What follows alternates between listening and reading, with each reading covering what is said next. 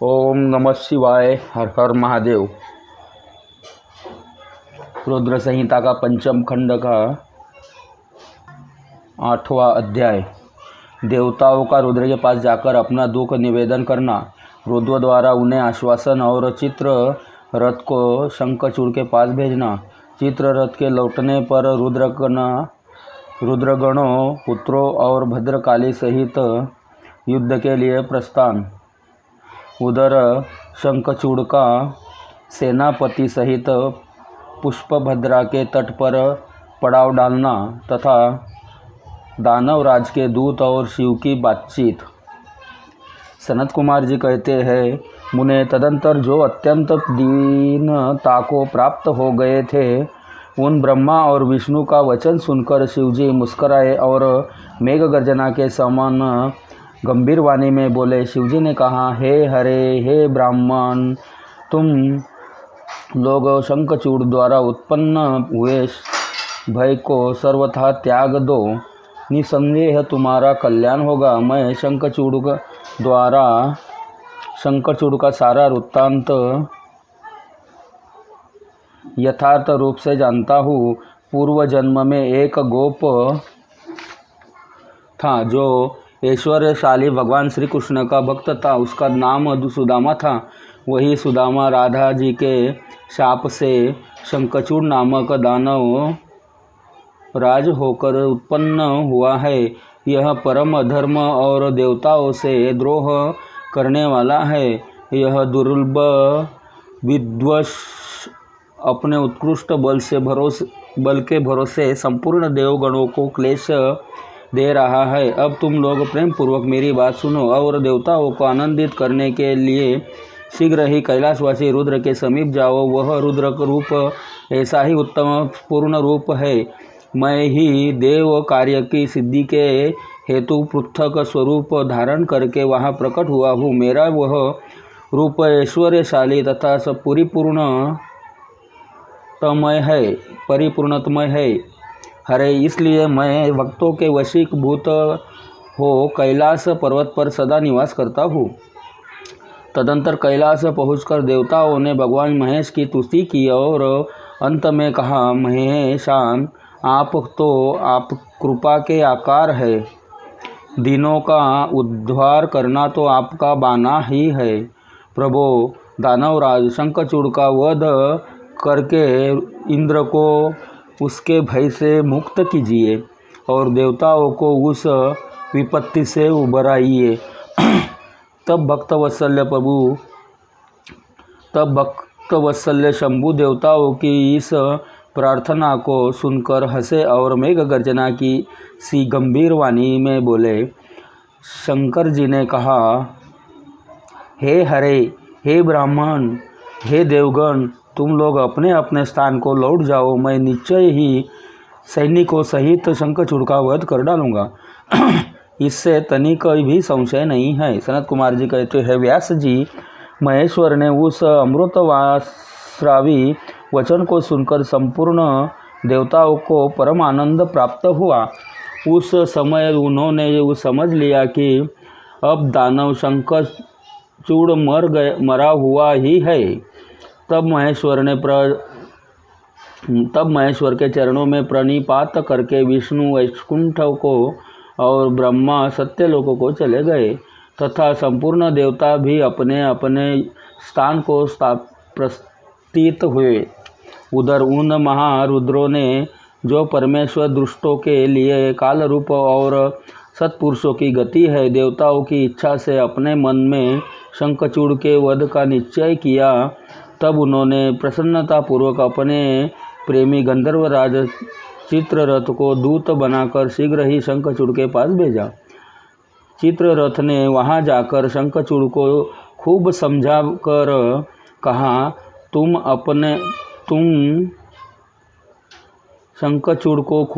कर कहा, परंतु उसने बिना युद्ध किए देवताओं को राज्य लौटाना स्वीकार नहीं किया और कहा, मैं ऐसा दृढ़ निश्चय कर लिया है कि महेश्वर के साथ युद्ध किए बिना न तो मैं राज्य ही वापस दूँ और न अधिकारों को ही लौटाऊंगा।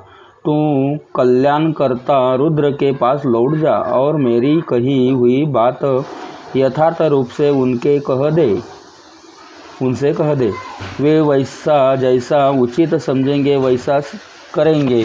तू व्यर्थ बकवाद मत कर।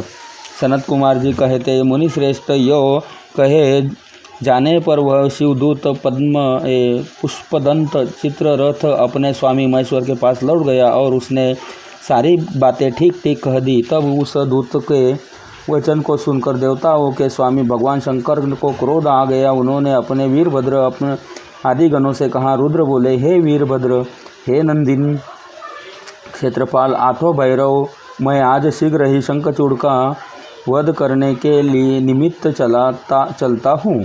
अंत मेरी आज्ञा से मेरे सभी बलशाली गण आयुधों से लैस होकर तैयार हो जाए और अभी अभी कुमारों स्वामी कार्तिक और गणेश के साथ रथ यात्रा करें। स्वामी कार्तिक और गणेश के साथ रण यात्रा करें। भद्रकाली भी अपनी सेना के साथ युद्ध के लिए प्रस्थान करे। सनत कुमार जी कहते हैं, मुने ऐसी आज्ञा देकर शिवजी अपनी सेना के साथ चल पड़े। फिर तो सभी वीरगण हर्षमग्न होकर उनके पीछे पीछे चलने लगे। इसी समय संपूर्ण सेनाओं के अध्यक्ष स्कंद और गणेश भी हर्ष से भरे हुए कवच धारण करके सशस्त्र शिवजी के निकट आ पहुँचे। फिर वीरभद्र, नंदी, महाकाल, सुभद्रक, विशालाक्ष, बाण पिंगलाक्ष, विकंपन, विरूप, विकृति, मणिभद्र, कामबाष्कल, कपिल, दीर्घष्ट, विकार, ताम्रलोचन, कालंकर, बलिभद्र, कालजिह्न, कुटीचर, बालोन्मत, रणशाध्य, दुर्जय तथा दुर्गम आदि गण नायक जो प्रधान सेनापति थे शिवजी के साथ चले। उनके गणों की संख्या करोड़ों करोड़ों थी। आठों भैरव, एकादश भयंकर रुद्र, आठों वसु, इंद्र, 12 आदित्य, अग्नि, चंद्रमा, विश्वकर्मा, दोनों अश्विनी कुमार, कुबेर, यम, निरुक्ति, नलकुबर, वायु, वरुण, बुध, मंगल तथा अन्य ग्रह, पराक्रमी कामदेव, उग्रदंड,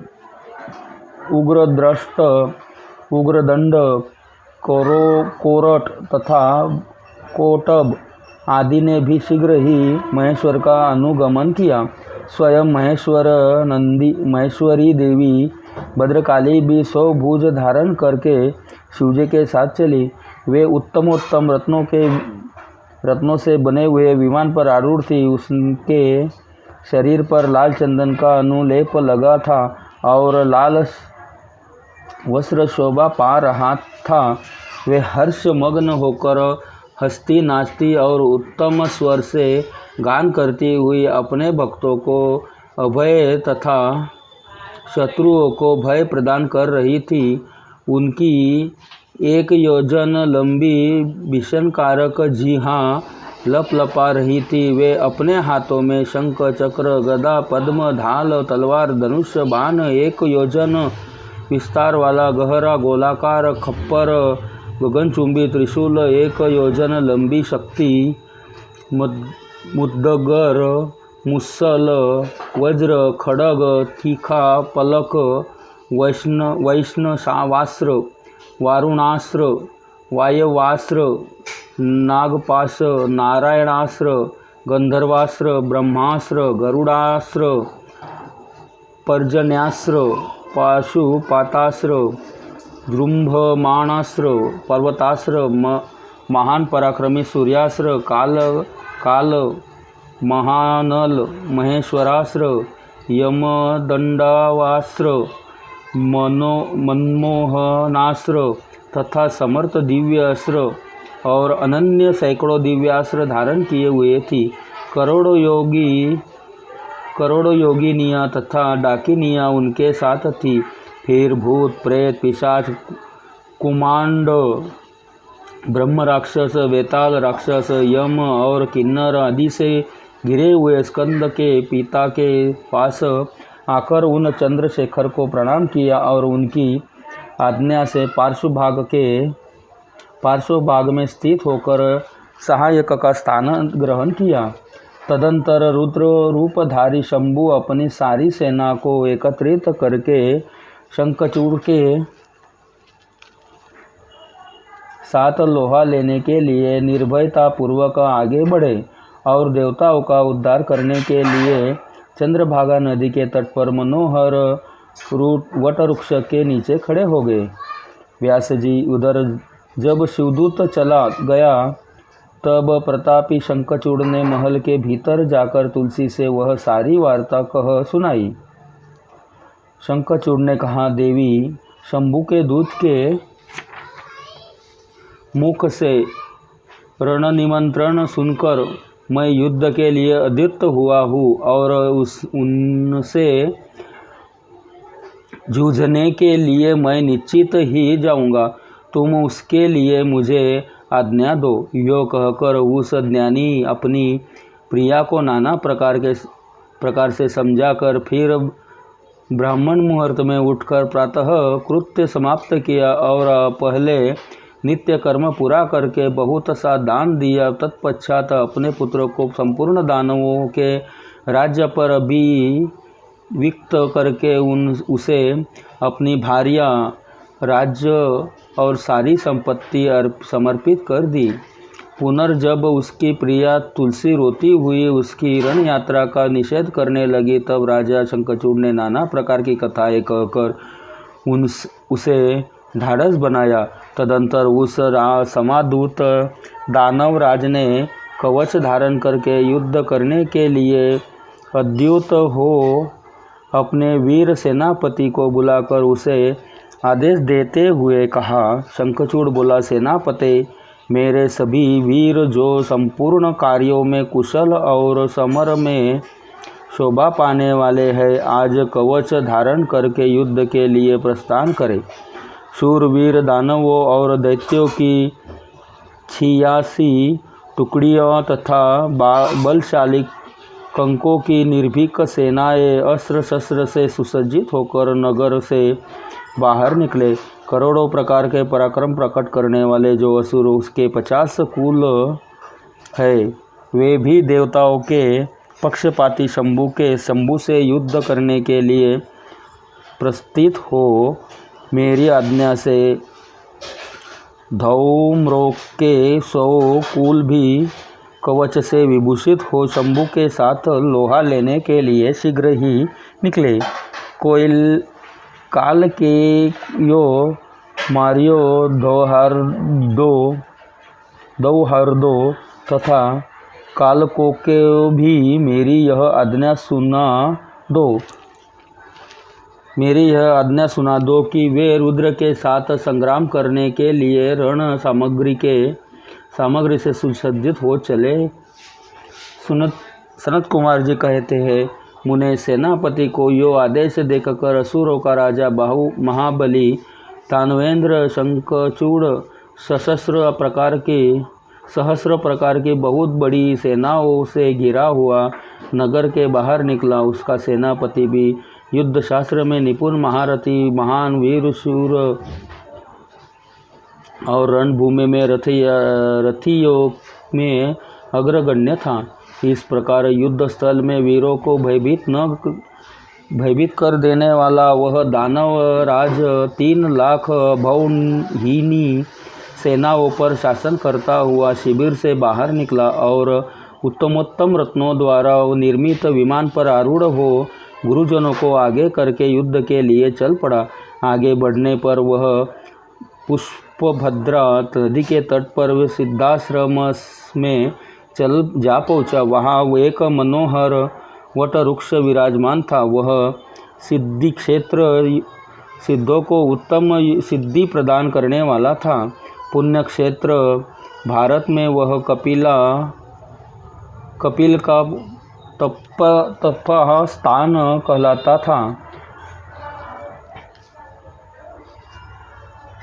वह भूभाग पश्चिम समुद्र के पूर्व मलय पर्वत से पश्चिम श्रीशैल उत्तर और गंधमादन से दक्षिण था।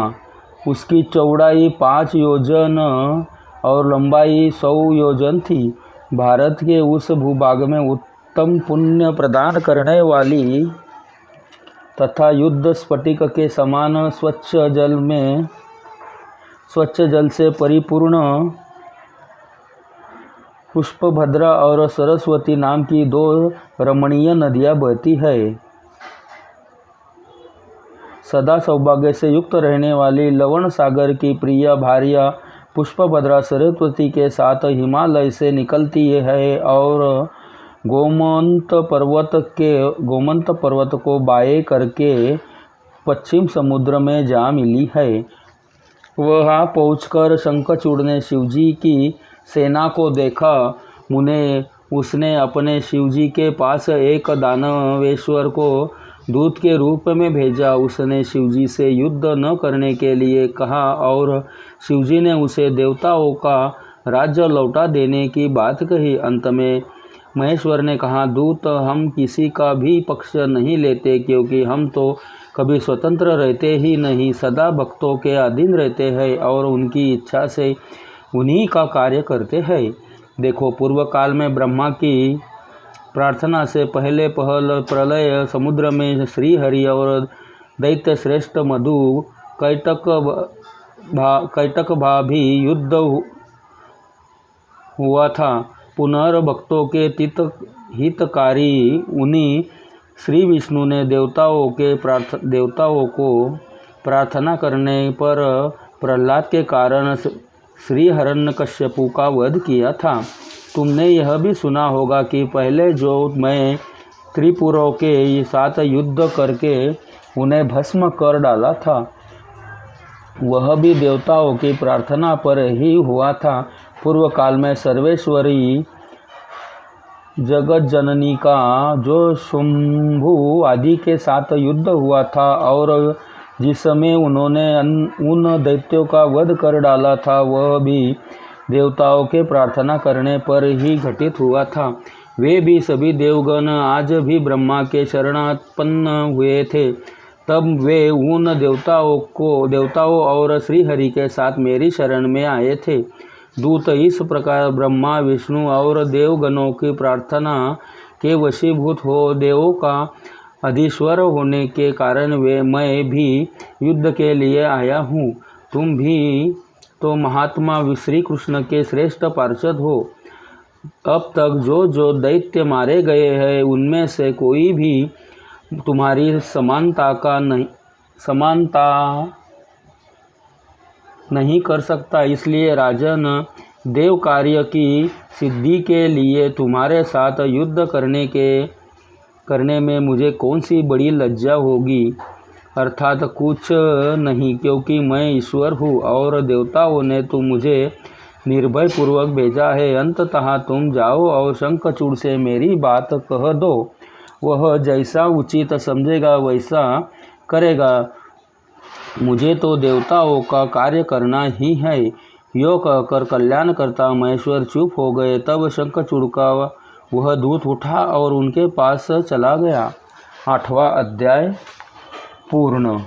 ओम नमः शिवाय। हर हर महादेव। अगला अध्याय का इंतजार करिए। ओम नमः शिवाय।